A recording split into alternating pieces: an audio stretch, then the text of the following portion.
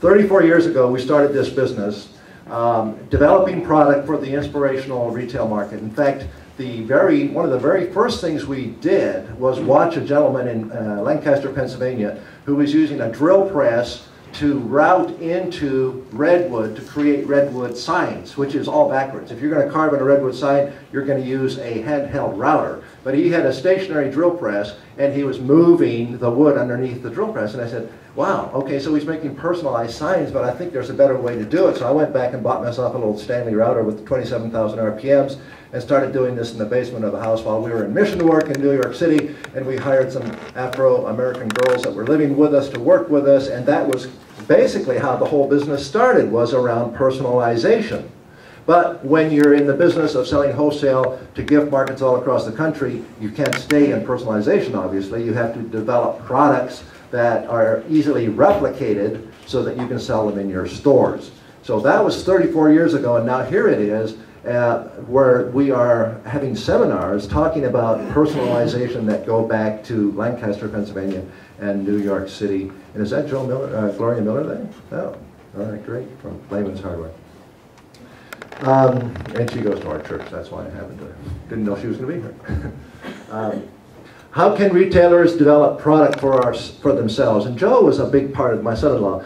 Joe said, you know, Peter, he graciously said, you're getting old. And for you to be able to continue to kind of reinvent the wheel is going to be tough for the next generation, because we haven't had 34 years to do it. So how can we develop a business platform that will sustain the business into the next generation without our having to reinvent ourselves every time? And he said if we could develop a personalization program that in and of itself was replicable, that you folks could be empowered to do what we've been doing for 34 years, that would empower you as retailers to become manufacturers or suppliers of your products to your customers. And that we kind of weren't, we were very inchoate in knowing where we were going. It was a very undirected sense of trying to discern our future, but we felt there was something here with lasers. And so we kept pushing down on that. And I've already talked about creating a platform for growth without having to reinvent the company. We started to notice personalization. We'd go into stores like Bob Evans, for example, and they'd have a rack of these rosewood pens. Probably 480 names, rosewood pens, 4 deep on a display. Looks great in the store, but guess what? They never have the real name that you're looking for. Do they ever have the first and last name? Hello? Do they ever have it in Spanish? We haven't figured out how to do Arabic yet, or Chinese, but give us some time. But with a laser engraving machine, you are able, with one SKU and with limited inventory on that one SKU, create all of those names without having 480 different ones that are already all made. Plus, is it very much fun buying a pen off of a Bob Evans rack when it's already done, versus walking up to somebody with a laser engraving machine and say, oh, well, here's my name, by the way, it's Curtis Risky. Can you do that on a pen? And it's like, yeah, give me 10 seconds, I'll lay it out, and give me 10 more seconds and I'll do it. And that's basically the nutshell of how the... Am I exaggerating, Paul Dixon? No, not at all. Always in English, doesn't require tons of inventory. So we got our first laser machine about 15 years ago, and they were very primitive machines with, I think, about a 4-inch by 4-inch bed. They were old machines that Universal first came out with, which is a competitive retailing laser company, which I'll talk about later. And we bought 4 of them, and we started making, I think, little bookmarks with these small beds, doing the SKUs one at a time. And then we bought an Epilogue, I believe it was a 50-watt Epilogue, shortly after that, and still didn't quite understand the potential of laser. But we kept playing with it, and kept on trying to figure out what these laser machines were capable of doing. And we found out quite rapidly that within the company itself, we ended up developing a product line that used not 1 laser, but not 2, but now I believe we have like around 12 laser machines, some of which are designed strictly for production. They're called vision machines, and you may want to just look at them sometime, because they work basically with just a vector cut as opposed to a raster, and they're very rapid. And I don't think they're ever going to have application, Joe, are they, for the retail market, for the but they're still pretty fascinating to look at. We have 4 vision machines, so take a look at those. And so we noticed the growth of laser within the P. Graham Dunn store, and we asked ourselves, how can we put these machines into our dealers? Personalization, I don't know if you have become as cognizant of it as we have been, but we see that it's everywhere in the marketplace. And so it's big for your stores to develop personalization, and it also enables you to develop proprietary gift products. Now, what do I mean by proprietary gift products?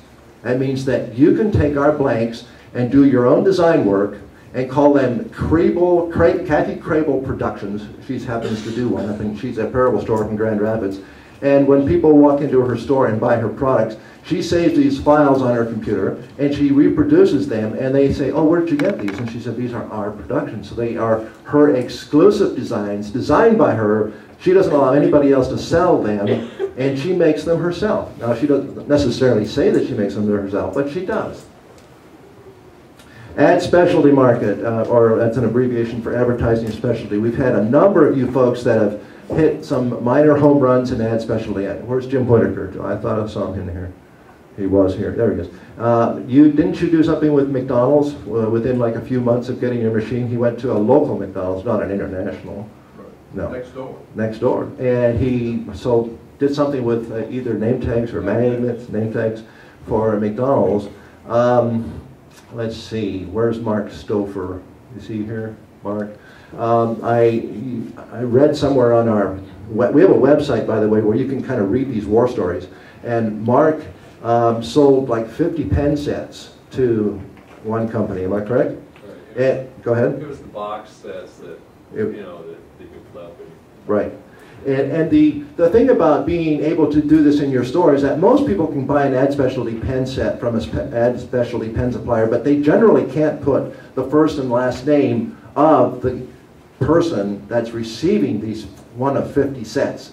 And so it's difficult for the ad specialty people to break that out. But for you, it's very simple to create the logo, and then for each time of the 50 times, you just reset the first and the last name, and now all of a sudden you've captured the ad specialty market. And there's a number of stories along that line where you are able to take these products and develop an ad specialty product within your store. Did I miss anything? No. Examples in the marketplace. Things Remembered is a large retail chain store. I believe they have around 800 stores. Their headquarters are here in Ohio.